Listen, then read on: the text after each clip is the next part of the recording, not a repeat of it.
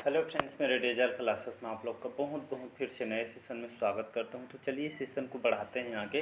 तो ये हमारा मॉडर्न की हिस्ट्री के most important question Lucent question को तैयार किया गया है। तो यहाँ पे जितने भी क्वेश्चन कंटेंट तैयार किए गए सारे क्वेश्चन इंपॉर्टेंट है, मतलब कोई भी क्वेश्चन यहाँ कराने कोई मतलब भी नहीं है।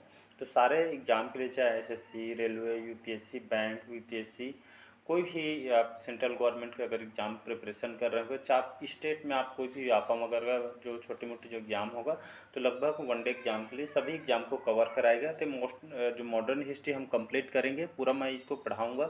इसके बाद हम आप बोलोगे तो मिडवल हिस्ट्री, चाहे आप मिडवल या एंशिएंट हिस्ट्री को हम स्टार्ट करेंगे। तो इसको अगर पिछले क्लासेस को पार्ट वाइज बना दिया हूँ मैं, आपको जाएंगे चैनल में तो आपको मिल जाएगा। पार्ट वाइज से हमारे लगभग 165 क्वेश्चन हम कवर कर चुके हैं। तो हम यहाँ से बढ़ेंगे तो 165 कवर मैं करा चुका हूँ क्वेश्चन। तो सभी मैं इसको कंप्लीट कराऊंगा। तो आप स्टार्टिंग से पढ़ेंगे तो आपको बहुत मज़ा आएगा पढ़ने में और अच्छा भी लगेगा। साथ ही साथ प्रीवियस ईयर में आए हुए क्वेश्चन आप लगा के भी दे सकते हैं, क्वेश्चन पूछे गए हैं। तो चलिए सेशन को बढ़ाते हैं आगे। आपको आज जो क्वेश्चन हम देखते हैं, तो पहले बार आए चैनल को सब्सक्राइब करके रख लीजिएगा ताकि जो नोटिफिकेशन है आप तक पहुंच पाए। तो क्वेश्चन हमारे, कांग्रेस अपने पतन की ओर लड़खड़ा रही है और भारत में रहते हुए मेरी एक बड़ी महत्वाकांक्षा है इसे शांतिपूर्ण अंत में मदद करना है। यह जो बयान है या जो कथन है, नारा किसने दिया था? अरविंद घोष ने, लॉर्ड डफरिन ने, लॉर्ड लिटन ने या आपके लॉर्ड कर्जन ने? तो इसका जो करेक्ट आंसर हो जाएगा डी ऑप्शन, लॉर्ड कर्जन थे। याद रखें लॉर्ड कर्जन कौन थे? थे 1899 से 1905 तक। तो 1899 से 1905 में जो लॉर्ड कर्जन थे, भारत के वायसराय के रूप में आपके कार्य कर रहे थे। इन्होंने जो कथन कहा था, कांग्रेस अपने पतन की ओर लड़खड़ा रही है, भारत अपने भारत में रहते हुए एक मेरी बड़ी महत्वाकांक्षा है इसे शांतिपूर्ण अंत में मदद करना है। तो ये लॉर्ड कर्जन के द्वारा इस कथन को कहा गया था। इसको याद रखिए, जो कथन है कौन से कब किया गया था इस कथन को? तो सन 1885 में, याद रखिएगा। तो सन 1885 में भारतीय राष्ट्रीय कांग्रेस के गठन के समय जो आपके इसको दौरान इसको कहा गया था आपके लॉर्ड कर्जन के द्वारा। तो इसको याद रखिएगा, डी ऑप्शन इसका जो करेक्ट आंसर हो जाएगा। अगला क्वेश्चन देखते हैं। 166वां क्वेश्चन है, निम्नलिखित कौन सा कांग्रेस का एकमात्र अधिवेशन था जिसकी अध्यक्षता महात्मा गांधी जी ने की थी? कानपुर अधिवेशन जो आपको 1925 में हुआ था, लखनऊ अधिवेशन जो आपको 1916 में, या बेलगाम अधिवेशन जो 1924 में हुआ था, नागपुर अधिवेशन 1920 में हुआ था।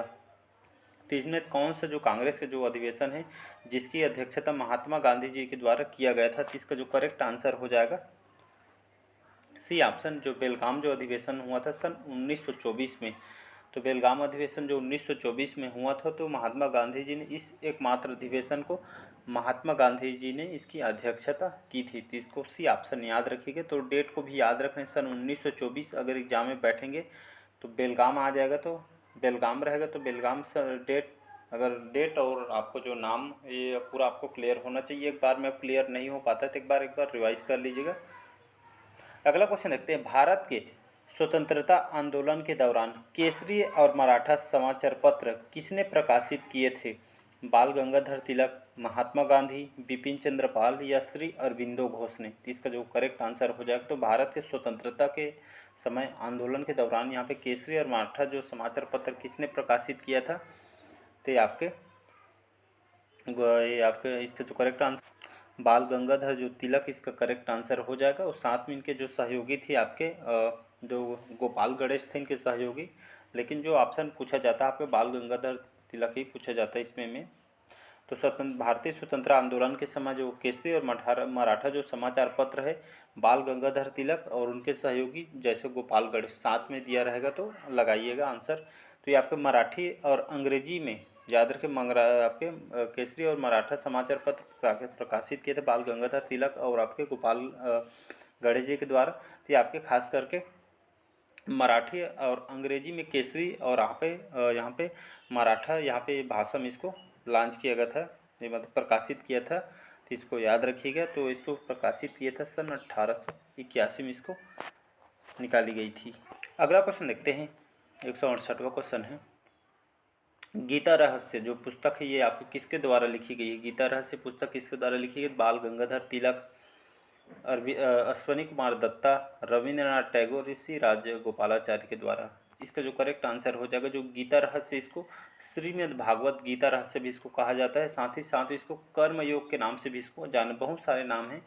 तो गीता रहस्य और श्रीमद् भागवत गीता रहस्य या कर्म योग के नाम से भी इसको जाना जाता है। तो उसको सन 1915 में, याद रखें, गीता रहस्य जो पुस्तक है सन 1915 में जो भारतीय समाज के सुधारक और स्वतंत्र आंदोलन के जो कार्यकर्ता हैं बाल गंगाधर तिलक के द्वारा इस गीता रहस्य पुस्तक को सन 1915 में इनके द्वारा इसको लाया गया था। बाल गंगाधर तिलक सभी जानते होंगे इनके बारे में, भारतीय समाज सुधारक और स्वतंत्रता कार्य आंदोलन के कार्यकर्ता भी थे। तो इसको याद रखिएगा, 1915 में इस गीता रहस्य पुस्तक किसके द्वारा, बाल गंगाधर तिलक के द्वारा इस पुस्तक इनके द्वारा लिखी गई थी।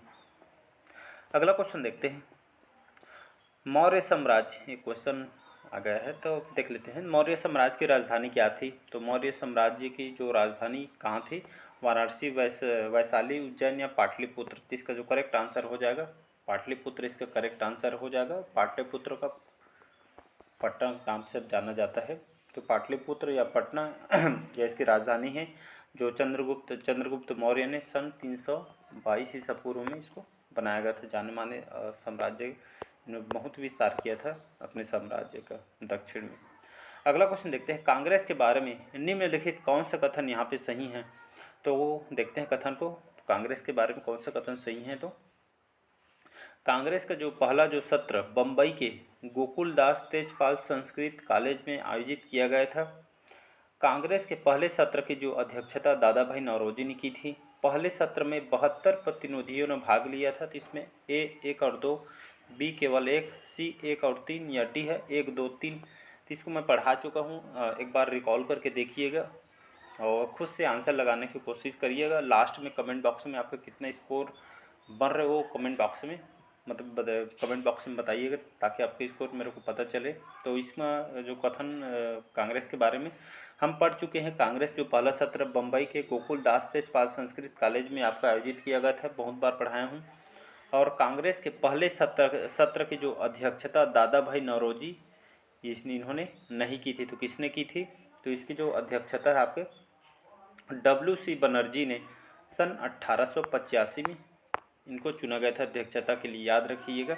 तो WC बनर्जी करेक्ट आंसर है, न कि दादा भाई नौरोजी। और थर्ड है, पहले सत्र में 72 प्रतिनिधियों ने भाग लिया था। हाँ जी, ये 72 प्रतिनिधियों के साथ इनके चुने गए थे। कहाँ पे? आपके बम्बई में। तो इसको याद रखिए। तो इसका जो करेक्ट आंसर हो जाएगा 1 और 3 इसका करेक्ट आंसर हो जाएगा, मतलब सी ऑप्शन 1 और 3 करेक्ट आंसर हो जाएगा। तो कमेंट बॉक्स में अपने स्कोर भी बताते चलिएगा, और क्वेश्चन जैसे पढ़ते हैं तो उस समय अपना खुद से क्वेश्चन लगाने की कोशिश करिए। लास्ट में कमेंट बॉक्स में कमेंट करके बताइएगा। अगला क्वेश्चन है, भारतीय राष्ट्रीय कांग्रेस के प्रथम सत्र में कितने प्रतिनिधियों ने भाग लिया था? 72, 325, 92 या 74? इसका जो करेक्ट आंसर अभी जस्ट बताया हूँ। तो भारतीय राष्ट्रीय कांग्रेस के जो प्रथम सत्र कहाँ हुआ था? बम्बई में गोकुलदास संस्कृत महाविद्यालय में सन 1885 में। तो इसको याद रखें। तो 72 प्रतिनिधियों ने यहाँ पे भाग लिया हुआ था। कहाँ पे? बम्बई में। अगला क्वेश्चन देखते हैं। अगला क्वेश्चन है यहाँ पे, अखिल भारतीय मुस्लिम लीग की स्थापना किस वर्ष हुई थी? 1902 में, 1906 में, 1915 में या 1895 में? तो अखिल भारतीय मुस्लिम लीग की जो स्थापना है सन 1906 में इसकी स्थापना हुआ था, याद रखिए। तो डेट को याद रखने, बार बार एग्जाम में क्वेश्चन पूछता है। तो अखिल भारतीय मुस्लिम लीग की जो स्थापना है सन 1906 में मुस्लिम लीग की यहाँ पे स्थापना की गई थी, जिसके यहाँ के जो इसके जो स्थापना किसने किया था? तो इसके जो आपका इस स्थापना जो है आपके बांग्लादेश की जो राजधानी ढाका में जो नवाब सलीमुल्ला है, नवाब NS लिख दे हूँ, तो नवाब सलीमुल्ला ने इसकी मतलब स्थापना की थी और अध्यक्षता इन्होंने की थी। इसको याद रखिए 1906 में।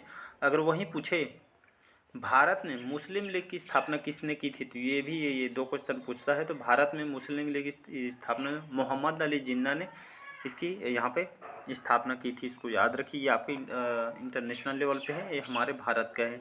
तो भारत में मोहम्मद अली जिन्ना ने इसकी स्थापना की गई थी। तो इसको याद रखिएगा।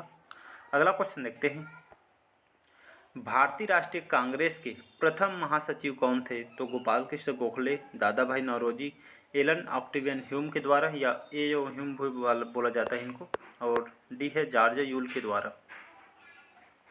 तो इसका जो करेक्ट आंसर हो जाएगा सी ऑप्शन करेक्ट आंसर, ए ओ ह्यूम भी इनको कहा जाता है। तो इनको भारतीय राष्ट्रीय कांग्रेस के प्रथम महासचिव या इनको जनरल सेक्रेटरी भी इंग्लिश में बोला जाता है। तो ए ओ ह्यूम को महासचिव या जनरल सेक्रेटरी के रूप में इनको बनाया गया था, भारतीय राष्ट्रीय कांग्रेस के प्रथम महासचिव। तो इसका सी ऑप्शन करेक्ट आंसर हो जाएगा।